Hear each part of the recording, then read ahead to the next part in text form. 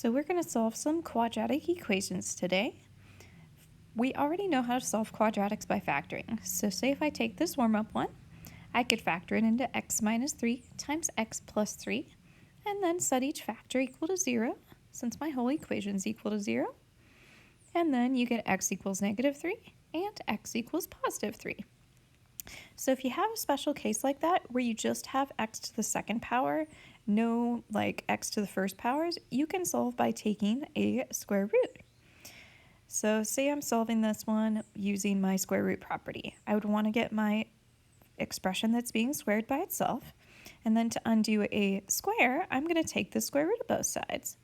Now, one thing you do have to add is a plus or minus that stands for positive and negative versions of your square root. So you end up with x equals positive 3 and x equals negative 3, because if you square either one of those, you're going to get 9. So do not forget that plus or minus. So on B, I want to get the part that is my perfect square by itself. So I'll subtract 15, and then I need to divide both sides by 2, because only x is being squared there. So if I divide by 2, I get x squared equals negative 40. And then to get x itself, I can take the square root of x squared and the square root of negative 40. Don't forget your plus or minus. And also, we'll have to break down our 40. If you break down 40, you can break it down into 3 factors of 2 and a 5. And then since it had a factor of negative 1 as well, because it was negative 40, we're going to end up with an answer that's an imaginary number.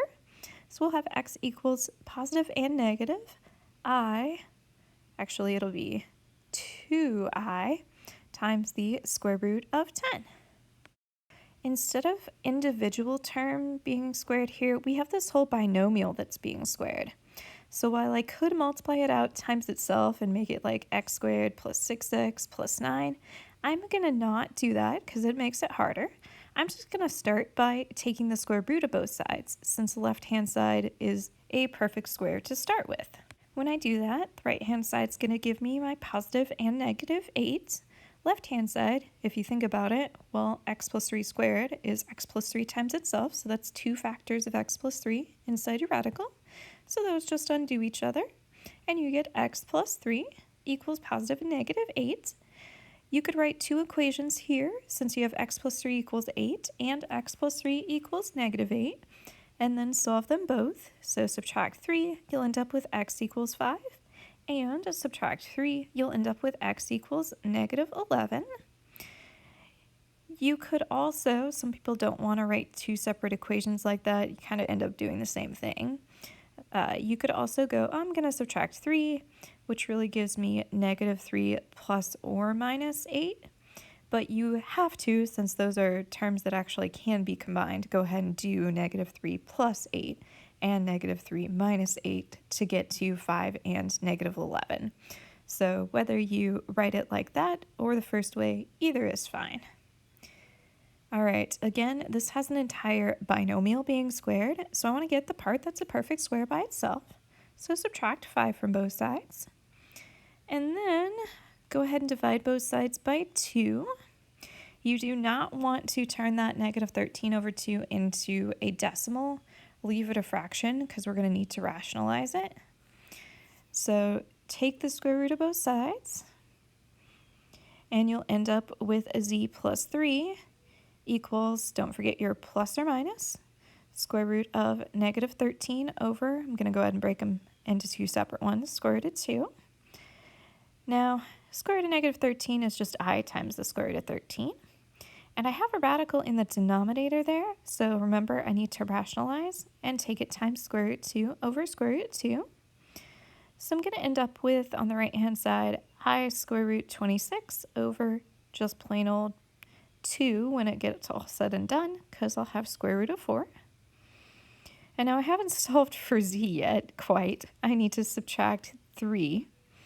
So I could write it as 2 separate equations and have z plus 3 equals positive I squared root 26 over 2, or the negative version. Oops, sorry, that's 2, not 3. And then subtract 3 from both of them to get 2 answers that look like that. You could also, this is what people typically do, write it as a single expression. So you could make it, thinking about you'd subtract 3 from both sides to get z by itself. You could make it -3 plus or minus I squared 26 over 2. And then since those aren't like terms, one's real, one's imaginary, you don't really have to combine them like we did when they were both real numbers. You will sometimes see it written as a single fraction, which means you'd have to get a common denominator and multiply your -3 times 2 over 2. So all of those options are acceptable. You have to recognize that they're all equivalent to the same thing. All right, we've got an equation that gives us the height of an object that's dropped from 256 feet after t seconds. So if I plug in 2, I could figure out how high that object is. Plug in 3, I could figure out how high that object is after 3 seconds. We're actually looking for the amount of time it takes the object to hit the ground. Well, when the object hits the ground, its height's going to be 0 feet, so I could plug in 0 for h and then solve my quadratic equation by getting t by itself. So if I subtract 256 from both sides, and then divide both sides by -16, I'll have 16 equals t squared. To solve for t, I need to take the square root of both sides, and technically I'd have plus or minus 4 equals t, but in our situation, time doesn't make sense to be a negative value, so just after +4 seconds.